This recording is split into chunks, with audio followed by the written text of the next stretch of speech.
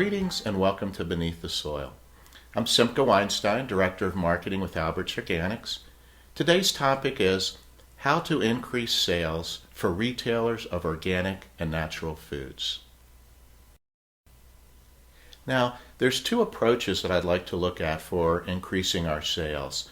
The first approach involves bringing new customers into the store, increasing the volume of customers that come through your door.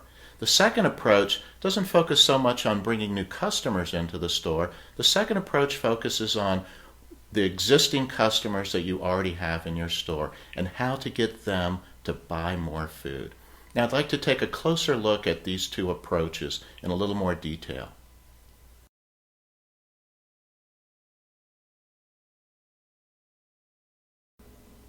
Now, conventional wisdom tends to favor the approach of let's get new customers walking into your store. And this makes sense. The math simply adds up. If new people come into the store, these new people buy more food, your sales will increase. No question about it. As nice as it sounds and as simple as it sounds when it's being articulated, there are a few challenges involved. And perhaps the biggest challenge is the resources, the marketing resources that you'll need to build the infrastructure to make this approach work. Typically, it's going to involve a pretty strong PR campaign. It will involve a pretty strong and aggressive advertising campaign, all of which involve a lot of resources both in personnel and in finances. Typically, we have seen that it's not uncommon to launch a campaign like this to get new people into your store. That can literally cost tens of thousands of dollars. And we certainly understand that for many customers, that's just not an option. The second strategy, and the one that I prefer, is increasing sales by working with your existing customers. The reason I prefer this strategy above the other is simply because the resource that you most need, they're already there. They're already in your store. And that resource is customers who are shopping. You're not trying to get new people to walk through the door. You're simply trying to get these people to buy a little more food.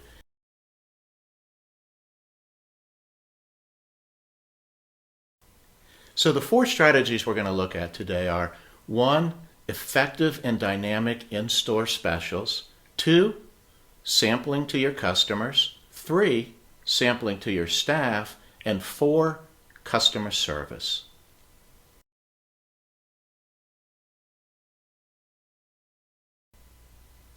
So let's begin by taking a look at in-store specials.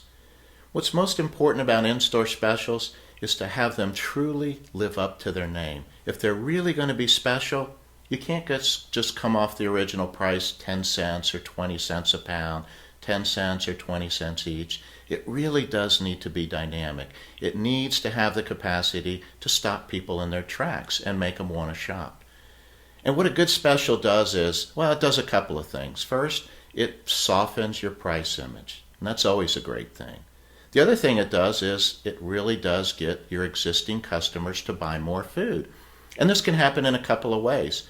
If you have peaches on your list and you're walking by the peach display and they happen to be on special, well, maybe you were intending to buy 5 peaches, but you saw they're on special and you go, well, I think I'll buy 10 peaches. You actually doubled your peach sales. More sales, an increase of sales. The other way that display can work is a shopper could be walking by and they perhaps had peaches nowhere near being on their list. It wasn't even on their radar at all. Suddenly they're taken by the special, they're intrigued, and they buy a few peaches. Again, the same effect. You increased sales. It's also very important to make sure that your specials run throughout the store.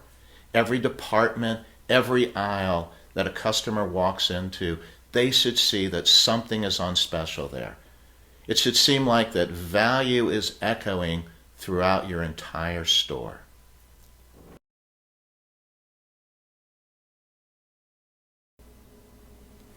I'm going to go pretty light in discussing sampling, as I think it's something that we all pretty much understand. What I would like to do is leave you with a little analogy that can help you really understand the power and the impact that sampling can have. So imagine you have this beautiful peach display, best peaches of the season. really the most flavorful ones you've had. And you have a sign that tells that story above it. The sign reads, best tasting peaches of the season. But no one can try them. No sampling going on. In my mind, that's really no different than if you walked into a shoe store, there's a little display of shoes, and a sign above them that read, most comfortable shoes in the world. But you couldn't try them on. In both of those situations, you want to trust the retailer, you want to trust the seller, but you also want to verify. It is that process of verification. That's what sampling does. And that is a key tool in growing and increasing your sales.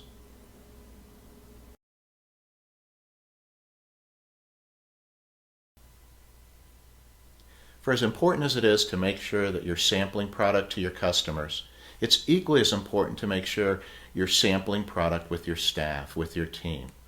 This is especially important on seasonal items and items that are on special. Sampling product to your staff enhances their ability to communicate and to have a relationship with the customers. If you're going to have a conversation, if you're going to have a dialogue with your customers about the food and about how it tastes, it's important that you actually try the product.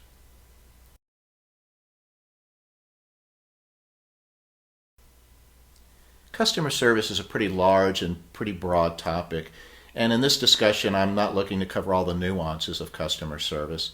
What I would like to do is to focus on one very simple aspect of customer service, what's really at the core of it, and that is showing up.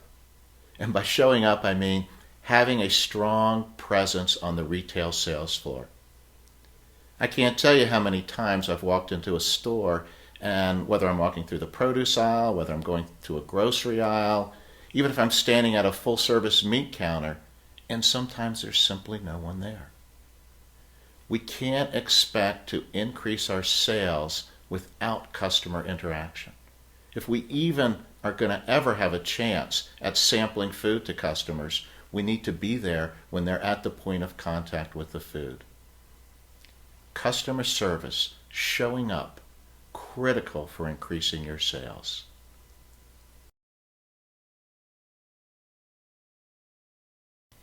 Well, folks, there you have it. Our 4 strategies for growing sales. I want to thank you for taking the time to watch this video, and I look forward to our next discussion. In the meantime, be well and grow those sales.